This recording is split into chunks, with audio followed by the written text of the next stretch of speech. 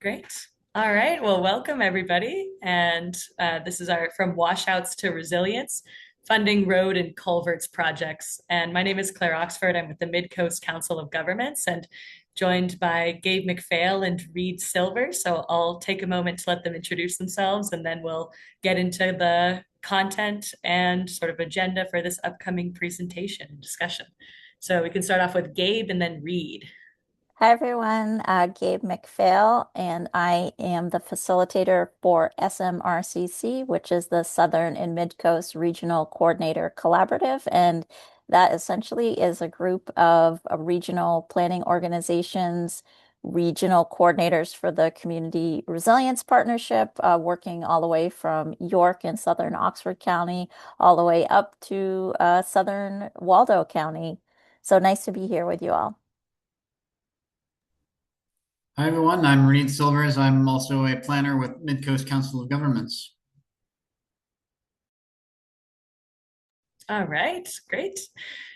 So as this title slide suggests, today we're going to be focusing on all of the sort of stages of culvert road and project development. So focusing all the way from assessment, so identifying some of the key issues or problem culverts through scoping and design and implementation or construction and focusing a bit as well on how to incorporate regional data into your local decision making and setting priorities for phasing culvert replacements or repairs. And also as a tool to strengthen your grant applications and sort of further your case for the importance of local culvert projects. And lastly, some of the funding opportunities that line up for each stage of your project. So thinking about the state and federal funding opportunities that align better with assessment and design, or are some of the ones that can help fund more major implementation or construction projects. At the end, we're going to save a little bit of time for Q&A and any project proposal discussions or conversation as well. So with that, a little bit of Zoom housekeeping. So most are already familiar. For any community representatives, you can rename yourself and including your name and town. And for any service or technical assistance providers, you can also include your organization or business. There's a little bit of context on how to do that over Zoom here. And you can also use the chat function to introduce yourself, share any other relevant project information, or ask any questions along the way. So I'll also note that we will be trying to cover all of our content and then do Q&A at the end of the presentation. So just flagging that as well. So just fear not, we can get to the questions at the end. And you can feel free to type those in, or you can also ask them aloud once we're done with presenting. So the overarching goals of today's presentation, provide an overview of project development phases for resilient culverts, connect upcoming state and federal funding for each of your project stages, incorporating regional data that MCOG has, for example, into grant applications to strengthen your case. That will share a little bit about what that regional data entails and how to best use it. And also creating a space to also ask any questions or share some of the more tangible ideas that you have about ongoing culvert crossings, any challenges, or where you're at in your project development. So in terms of the grants that we're going to be discussing today, we're going to focus on a few different state and one federal program. So there's the Maine Infrastructure Adaptation Fund, the Coastal Community Grant, and Community Action Grants are all state funds or grants, two of which, I suppose one of which is already announced and another few that are coming up in the near future. And then a federal opportunity, that's the EDA Disaster Supplemental Funding. So from there, we'll have Q&A and some project discussion and hopefully wrap up by around 7 o'clock. So now getting into the project development sort of stage, this is really the nitty gritty. So we wanted to focus a bit about what are some of the core steps or phases for project development for municipal culverts. So tracking all the way from the assessment phase to ultimately construction. And these are oftentimes really the backbone for especially grant-funded processes. So trying to break down what can be a complex process into slightly more distilled, tangible actions is the idea here. So starting off with initial inventory and site assessment is the first step in the process. So identifying where are problem culverts that are experiencing structural issues, flooding risk, or are aging out in the near future. So at this stage, really considering documentation and assessing the current state of the culvert is important, including site and structural conditions and measurements, whether this is an important site for fish passage, if it's been affected by flooding or washouts in the past, or other issues at the site. So as early as possible, also determining land ownership or affected property owners, and including them in any sort of assessment or discussions of preliminary design. And this first stage, though, this initial inventory and site assessment is really focused on addressing the question of assessing the level of vulnerability or risk that this particular culvert crossing is experiencing, and creating an inventory of relevant information that supports that case. Whether or not that also may include things like photographs, or documentation of strain or issues that you've had at this site. And that can lay the foundation for project scoping and preliminary design. So at this point, based on some of your initial assessing, you can then determine whether the best course of action in a broad sort of sense, whether repair, rehabilitation, or replacement may be needed for your culvert. From there, identifying potential stakeholders and project partners will be a necessary step. So this could include affected property owners, as we mentioned earlier, relevant state or federal agencies, the road commissioner or public works department. All are really important to inform preliminary design discussions, and to try to keep an open line of communication throughout the process. So at this stage, you also may be contracting engineering services for preliminary design. And this design itself may include also things like hydrologic analysis, a selection of different structure type, what makes the most sense for potential repair replacement at your site, and also how to apply stream smart design principles in the development of your preliminary design, and what some of those rough estimates for implementation may be. So ultimately, hopefully this gets you to the point of selecting a preliminary design for permitting review. So that gets us then into this middle stage where you've come a long way, but there's still a ways to go. At the permitting and regulatory review, a few sort of key steps for this. First of all, it's important to note that in preliminary design, it can be really helpful that if you're already keeping in mind permitting and regulatory review from the very beginning of your project and are working with, if you've contracted an engineering firm, one who's deeply familiar with some of these permitting processes can really assist with making this process smooth as you go sort of throughout, really just throughout the process. So once you actually get to this stage, an initial step may be confirming whether your project is eligible for Maine DEP's permit by rule for culvert replacements. So that's outlined in Section 10 of the Natural Resources Protection Act for some of to get into the more sort of specific nitty gritty. Additionally, you may find that you need to acquire additional state or federal permits as needed, and ensure that you're in compliance and have addressed any shoreline or floodplain ordinances or other utility or road opening requirements at the local level.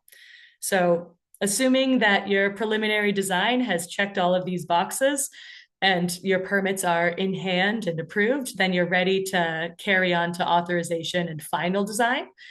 So this is the last step before construction or implementation. And at this point, the design you should work through sort of finalizing, getting to a shovel-ready design, and an associated budget for those construction costs, have a plan for funding that at the local level, and be able to finally have that approved and ready to go. So that then carries us into construction and closeout, which includes so the actual physical construction of this final design, inspection, and as-built documentation of the site, and any permit compliance reporting is needed to make sure that everything has gone according to plan.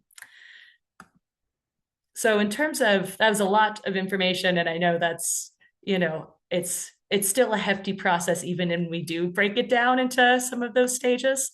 So we're also here to show a little bit about how you can weave in information at the regional level into your local decision making, but also to support some of the grant applications that help to fund those various stages of project development. So for a little bit of context, the Mid-Coast Council of Governments in July 2024, we were awarded an Economic Development Administration, or an EDA, grant in response to storm events in Knox and Waldo County, with a focus on impacts to culvert crossings and flooding, and the both community and economic impacts that those have created. So as a part of this grant, we contracted with GEI consultants who created a sort of regional matrix for looking at and ranking the culvert crossings that are potential sites for stream smart replacements across Knox and Waldo counties. And they actually ranked these culvert crossings using factors like combining flood risk, economic significance, by looking at things like the average annual daily traffic at different sites, emergency response, considering how long would it take for a detour should a culvert flood or become inaccessible, environmental considerations, including are there priority fish habitat at these locations, or barriers for fish passage to consider, and also whether or not culverts were considered a local priority. So if people on the ground had already experienced flooding issues or structural concerns that flagged that particular culvert crossing as one that needed to be moved up the line sooner rather than later. And so they coalesced all of this information from a number of different publicly available data sources to create essentially a database list of regional findings that can be sorted by different towns to help inform local decision making. So I'll also just turn it over briefly to Reed, who's been our Waldo County point of contact. If you want to just share a little bit about some of the outreach you've done, or what sorts of services that or technical assistance we have available on that front. Yeah, absolutely. So at MCOG, our region extends up through Waldo County.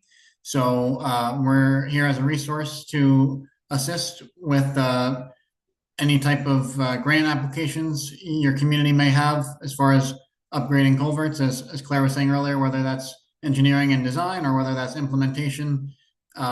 We have knowledge and resources to many different sorts of grants, not only the EDA grant, but there's lots of state resources as well. So please, if you have any culverts in mind that are deteriorating or in need of an upgrade, please always feel free to reach out, and to me in particular for Waldo County towns.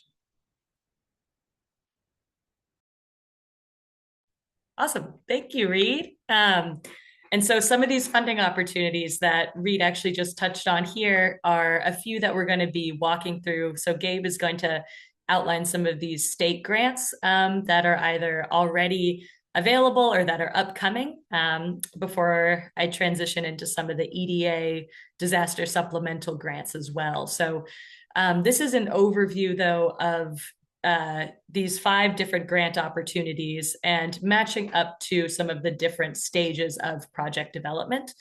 So as you can see here, the Main Infrastructure Adaptation Fund and the EDA Disaster Supplemental Fund are 2 of the core grants that support implementation.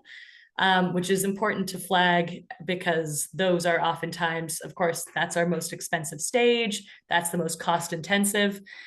So flagging which of these grants can be supportive if you are at that shovel ready point and you're ready to jump into construction or implementation. These are going to be the grants either to watch or to take advantage of and leverage hopefully with your process. So the main infrastructure adaptation fund is to be determined the maximum amount per project, and Gabe will explain some of the details of that process in just a moment. But that is a state grant, or it is administered through the state, and some of the local match for previous awards were between 2.5 and 5%. The Coastal Community Program grant, Community Action, and the EDA Disaster Supplemental are all primarily focused on the assessment through the scoping and design phase. So if you're at the point where you need support, especially with determining some of the assessing the site and structure, determining its vulnerability or its risk, um, scoping and design, trying to contract engineering services for those design services, for example. These three grant opportunities that we'll go into in more detail are going to be best fits for those stages of your culvert replacements. And you can also see the local matches associated with each of these. So the highest match that you'll see, of course, here is the EDA. So at the federal level, a 20% match is one that will just flagging that earlier on, as something that does require still significant municipal planning and budgeting, to ensure that you're also able to cover that match. Whereas others, such as the Community Action Grant at the state level, is a no match opportunity, which is really exciting for municipalities. So with that, I will go ahead and turn it over to Gabe, to talk a little bit about some of these state programs. Super. Thanks so much, Claire. So the first program, the main Infrastructure Adaptation Fund, which you might hear referred to as MIAF. So that's usually what we're calling it. It's a grant program that's administered through Maine DOT. It supports infrastructure resilience projects, so culvert supply. This grant incorporates the program that was once the DEP Municipal Stream Crossing Grant. And I don't, you might be familiar with that. It's a program that communities use for many years, to support their culvert projects, and specifically to implement Stream Smart culvert projects. You heard Claire mention the Stream Smart program. That's a methodology around culvert replacement. So we'll be sure to share a link about StreamSmart when we do some follow-up notes with you. But MAF gets funding through a variety of different funding sources, sometimes state, sometimes federal. And what that means is that um, the amounts of funding are rarely the same, and the reporting requirements for the grant are going to depend on the source of funding. So that changes as well. We do know that there is this upcoming round. It should be coming out in February. It's going to be a total of around $14 million, and that's going to be available for municipalities and other public entities, districts, regional planning organizations. This source of funding that is going to supply this grant round is federal. It's coming from the NOAA Climate Resilience Regional Challenge, or if you see some information about it, you might see that referred to as the CRRC grant. And that's a large grant that the state received last year. So funding is going to come through that program into this program and then be redistributed through the program back out to municipalities. So what that means is, because it's federal funding, there are going to be some federal funding reporting requirements if you're awarded one of those grants. But MCOG, your other, if you're listening from another county, your regional planning organization can really help you walk through what that means. And likely the state is also going to, do a lot of hand holding to make sure that awardees are well versed in what it means to have one of these grants and be able to manage and support it. And then eligibility criteria might shift as well as, the source of the funding and the amount of funding. But the main focus is climate resilience. So again, we said, that stays the same throughout all the funding rounds for this types of projects. So Claire mentioned this in her overview, but the types of projects that this funding can cover, it's the scoping, so all the initial work. It doesn't really do assessments. It wants you to do like preliminary engineering, so that level of scoping. So that's more of like scoping design as opposed to initial assessments. So it's really much more as you're on the side toward the implementation. And the other piece about it is that it is, Claire mentioned this, it's one of the very few opportunities, I would say at the state level, if any, to do construction. So that's why it tends to be a larger pot of money. I think past rounds, have been, Claire mentioned, amounts like up to, over $1 million. So it is helpful for infrastructure projects that you can do within a certain, that sort of $1 to $2 million project, a cost range.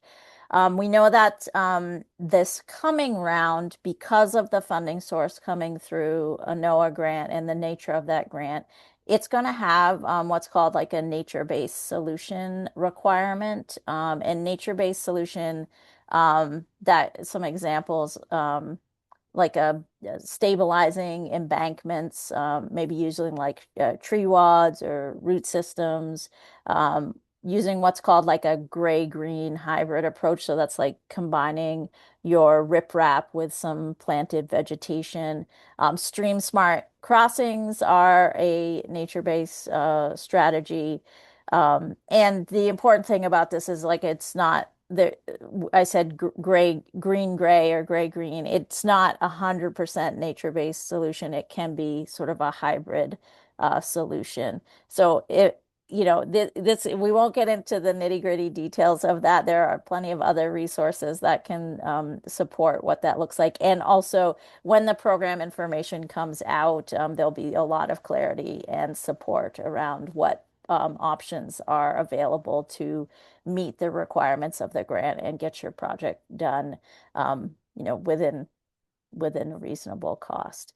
So the with this particular grant, if you are awarded funding, your project would need to be completed by September 30th of 2029. Um, that might seem like a long way away, but being awarded in, they say by the summer of 2026. Sometimes like if you're going through a design process and then you're going through a construction process, all of these things take time. So 2029 might seem like it's far away, but it'll get here pretty soon. And then another thing to note about this program is that it's reimbursement only. So what that means is, you need to expend your own funds, and then you submit invoices to the state to be reimbursed. And now this particular program has very limited reimbursement. MDOT just has usually like 3 reimbursements. So it's not something you're going to reimburse for on a monthly basis. So it's important, especially if you're doing a large construction project and you're spending a lot of money on an ongoing basis, but you're only allowed to submit for 3 reimbursements. It means you likely have to have a significant amount of cash on hand, at least, to align with the project. So that's just something to keep in mind as you're planning, and you're wanting to go after one of these grants. So we do expect to hear more information about this particular program. MIAF is coming up soon in December. And then in the in that information, we should learn more about, the amount of the awards that are going to be made available, any changes to eligibility, what nature-based strategies are going to be um, um, permitted under the program, and then an official request for applications. We're expecting to see that around March or April of next year. So this is really a great time to start thinking about these projects, start planning these projects, and talking with your regional planning organization about them.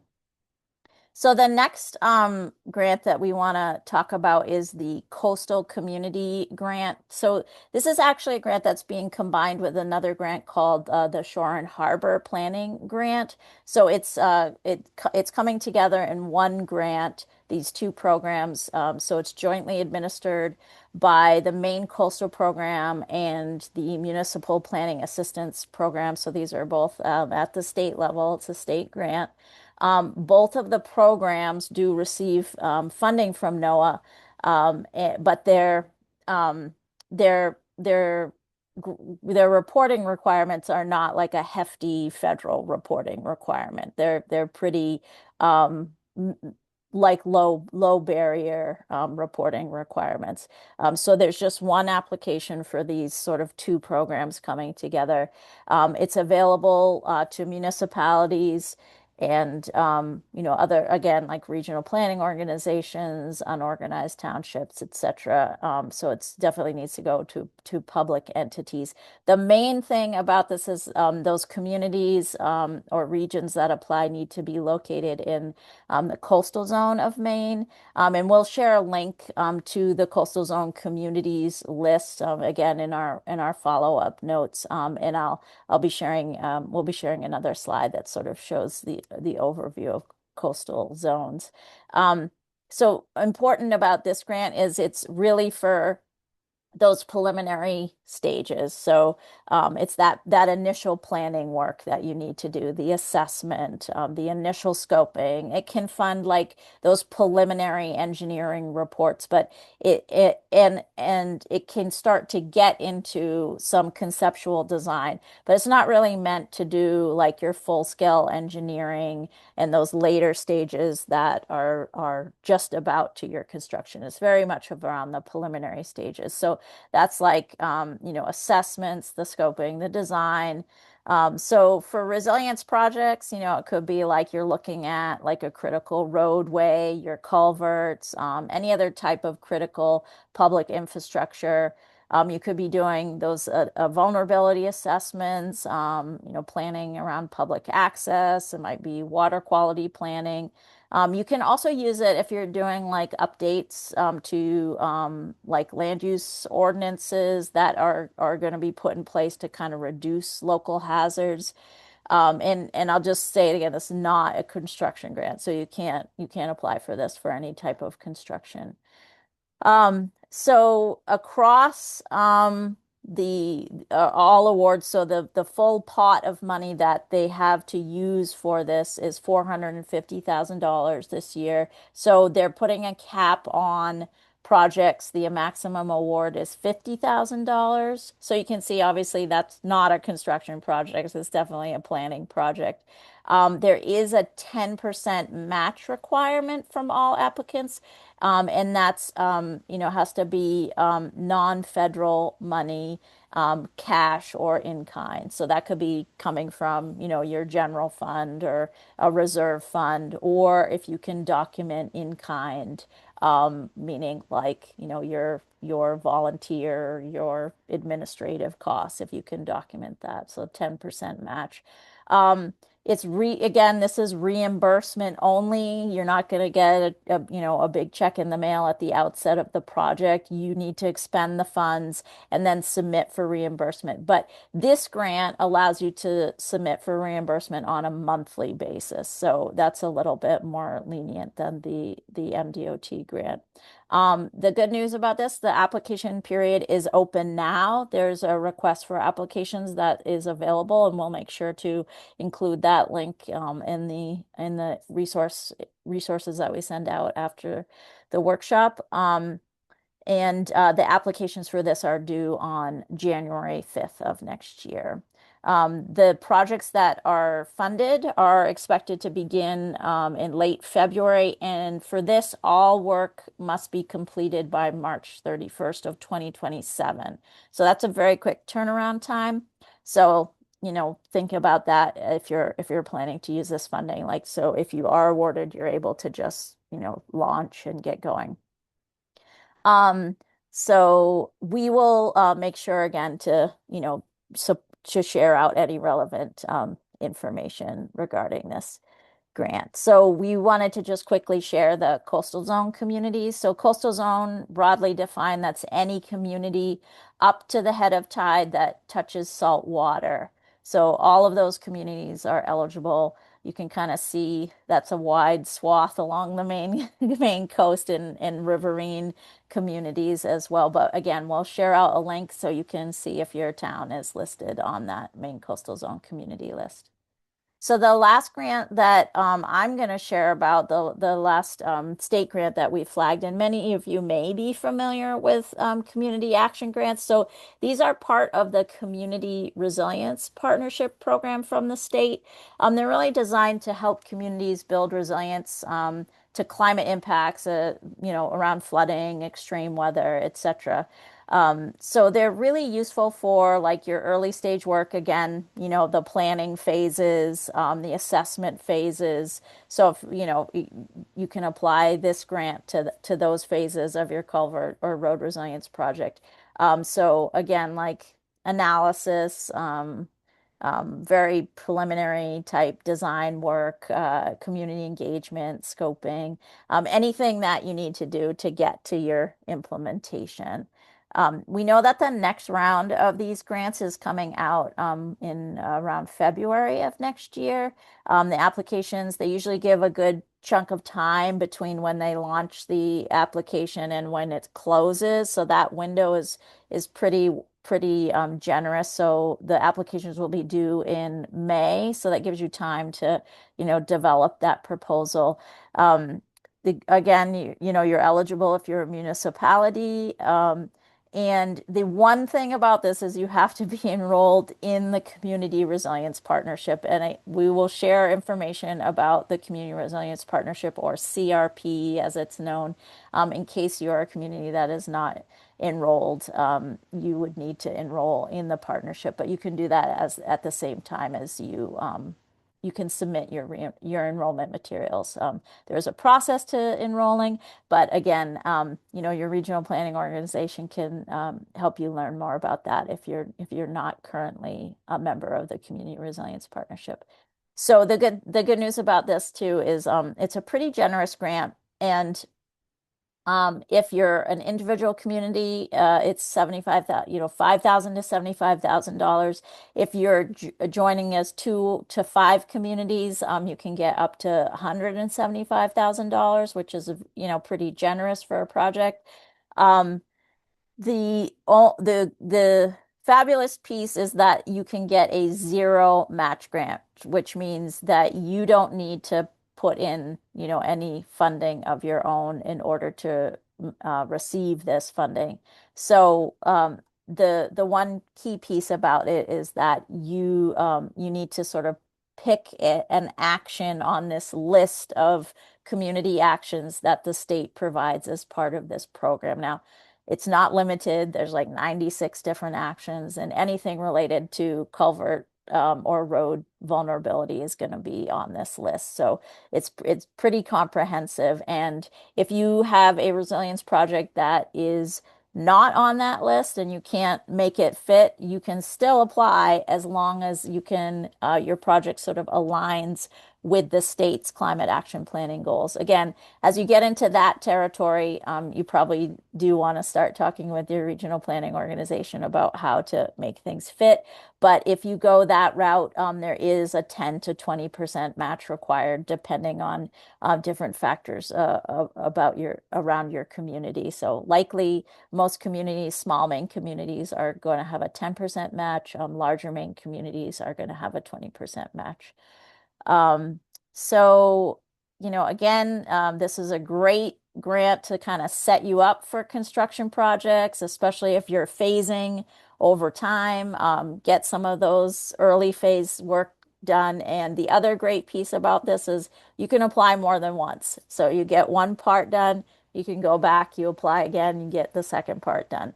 So really good for getting that preliminary work done. And just one more thing about this grant, which is important to note, is that there is a large sort of engagement component, like community engagement component.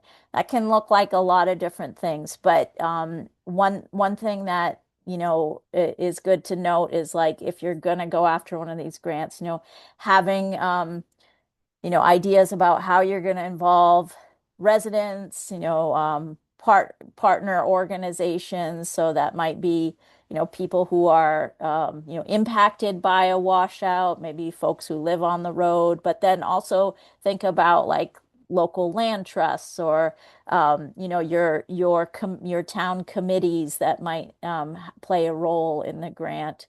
So anyway, any type of um, partner that could help support types of engagement that are sort of involving the broader community as opposed to, just doing everything strictly in-house. So that's all I'll say about these grants. There's tons more to learn, but I'll turn it back to Claire to talk about EDA. Great, thank you. And we'll share this out as well. So this is the one example of kind of the wide-ranging list that Gabe touched on that the community action grants can be used towards. So, but this will be included in some of our follow-up information. But just to really reiterate that point that while we're really focused on especially stormwater management, culvert crossings, and planning for funding with those projects in mind, that this is a grant that has very many different opportunities to apply to a range of different community issues. So just to keep that in mind as well. So this brings us over to the federal side of life with the Economic Development Act disaster supplemental grants that are available.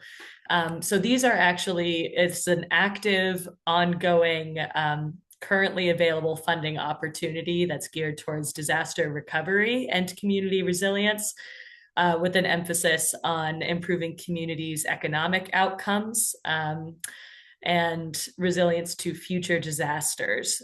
So, sort of applying also this lens of economic significance and recovery, as communities are either preparing for sort of thinking more proactively about ways to strategically recover from disasters, or also really dealing with more tangible, more active recovery and thinking sort of through some of those processes. So this grant has been rolled out as well in two different pathways, the readiness and the implementation paths. So readiness is focused a bit more on building local capacity and to prepare for future implementation projects. So thinking a little bit more at the earlier stage of process in terms of more so a little bit more geared towards the assessment side, and maybe potentially folding something like a stormwater recovery plan into kind of a broader conversation around economic resiliency in your community. So this is also something that I should note sort of connects back as well to some of the regional data and information that we've gathered. So through the EDA grant that MCOG has received, one of the lenses that we've been looking and analyzing culvert crossings through has been economic significance. And so that's something that GEI has actually assigned for each of these culvert crossings that are potentially stream smart eligible crossings in Knox and Waldo counties. They've been looking at the economic significance with thinking through things like how many cars are passing over this road on a daily basis. How is this an important corridor for different businesses or industries in the area that would be really heavily impacted in the case of flooding or disaster impacting this culvert crossing or this stretch of road. So some of that data is something that we do also have available for folks who might be interested in either of these EDA grants, that some of that economic lens and the importance of our roadway maintenance and and culverts is really sort of a key piece of the puzzle.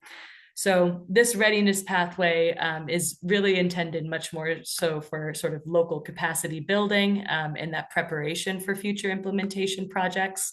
And so it includes funding for recovery strategies, also staffing, disaster recovery coordinators, or other capacity building activities and pre-development expenses, which could also include costs such as assessment or preliminary design as well. So this is something that really applies towards the more beginning stage of some of the, especially if you're thinking about culvert related replacements or upgrades. This could be a good fit for some of those earlier stages. So generally, they're looking at awarding much larger amounts with this grant. So typically ranging between 250,000 to 500,000, even for the readiness path, which in some ways can actually be a challenge for small communities to hit sort of that minimum requirement. Um, and so that's something also just to flag in terms of something to talk through and sort of look at for potential constraints or ways to kind of work within some of this grant's requirements. So then shifting over to the implementation path. So this is intended more so for folks who are at really almost like preliminary design onwards. So for construction and non-construction projects that help communities recover from major disasters and advance recovery and growth. So this is where, especially if you are at the point where construction is sort of a feasible point in your process, where really major funds can be made available. So from 2 million to 20 million for construction projects, and from 100,000 to 5 million for non-construction. And so this is a pretty significant pot of money. And I will say, though, that this 20% local match is required for this grant. I would need to confirm whether or not in kind can be counted towards this grant in particular. So we might look into that and share some of that information afterwards to confirm. Because that can be a significant factor in terms of keeping track of local administrative or volunteer time in a process to help meet that match. But this does require some of that significant local financial planning to make sure that you're adequately able to cover that. The good news about this project or this grant is that it is currently accepting applications. And we're going to include a grant contact list at the end, a grant contact at the end of this presentation, which will include the regional contact for this EDA disaster supplemental grant, but also, of course, MCOG and local regional coordinators are a great resource. And we have a fair amount of experience in navigating both state or federal grants. And can talk with you as well about if you need assistance in the project development, grant writing, sort of making your case. This is something that we also have staff and background in as well. So now I think I'll turn things back over to Gabe to just sort of wrap things up on some of these grant considerations. We've thrown a lot of information at you. So some of the takeaways for how to kind of balance different grant programs and think through how this could apply to some of your local culvert replacements or other projects that maybe have come to mind as we've been presenting. So when you're considering your project and considering grant funding, you really want to kind of think strategically, like which grant, which type of grant, or combination of grants is gonna work for you. So we've seen what we've shared, like each of these grants, it might be the state grants, it might be the federal grants. And then there's, many different other grants, like nonprofit grants as well. So all of those, each is designed to fund different stages of your project. So that's matching those considerations. We've seen the ones that are ideal for assessment and planning, and then the couple we shared that you can actually do that more significant engineering and construction with. So those are considerations. Thinking about your project timeline is really important. Like, how do the grants fit into that timeline? Are they going to work with your timeline? So that is one consideration, sort of matching your grant to your project and your project to the available grants. And then thinking too about the cost of your project, how much is your, total budget? And is there one grant that's going to be able to cover that, or are you going to need multiple funding sources? So when you start to think about those multiple funding sources, are you going to be looking at multiple grants? So this can we call this often like stacking grants. How do you put grants together for a single project? So you might like have one contiguous project that part of it is covered through one grant that's specifically around scoping. It has some engagement components.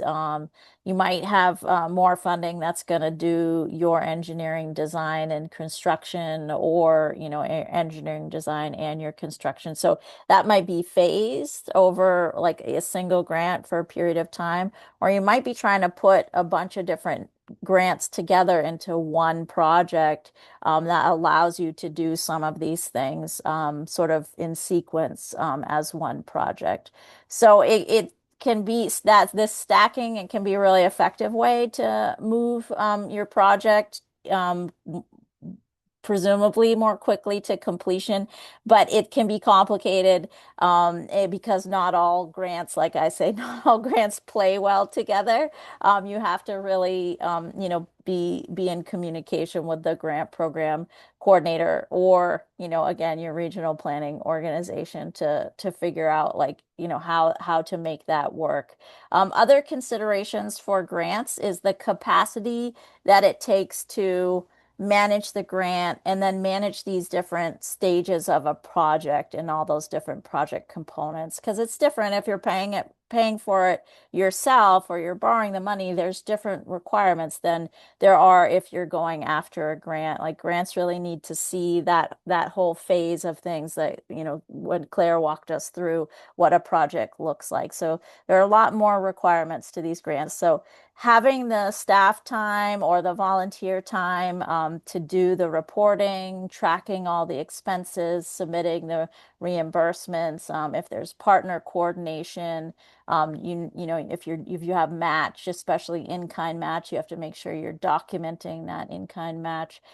So definitely before committing to a grant, and then committing to multiple grants, you got to think about like, okay, how are we going to take on that workload? And certainly not to discourage it, because so many grants have the availability to build capacity into the grant. So thinking about what portion of our project budget might cover that expense, like hiring a project manager, hiring a grants manager.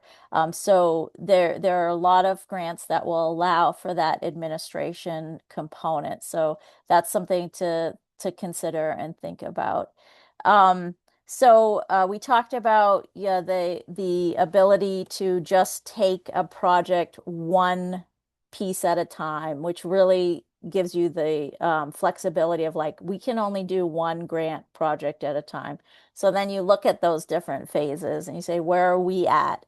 And you can find a grant that fits that phase and just go through that process, finish it, then move on to the next. So you're just going through one grant cycle, closing it out, and then applying for another one and starting that. So that usually works, especially when you have limited capacity.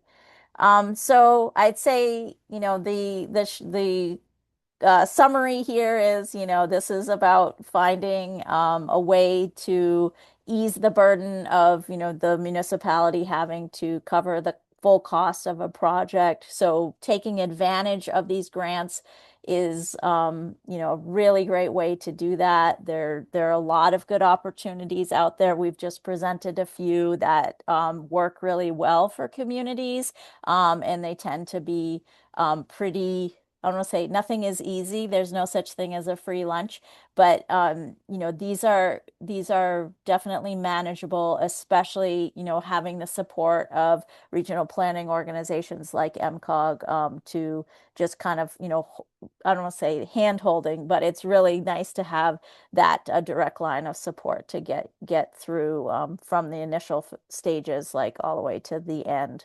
So I think that's all I'll say about these. There's probably a lot more we can talk about, but I'll turn it back over to you, Claire. Awesome. Yeah, and I feel like just sort of continuing along that thread as we sort of wrap up, we also just want to make sure that everyone's aware of different resources and where to reach out afterwards, especially for different questions that may be really grant specific.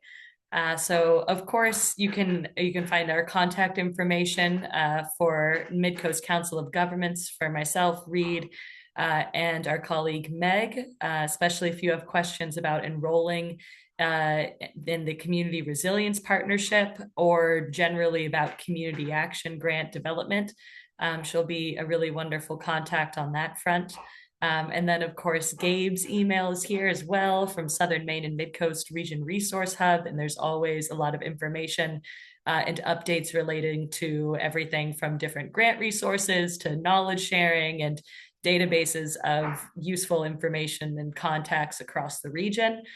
So definitely encourage you to take a look at that. And there's a newsletter as well that you can sign up for sort of ongoing updates.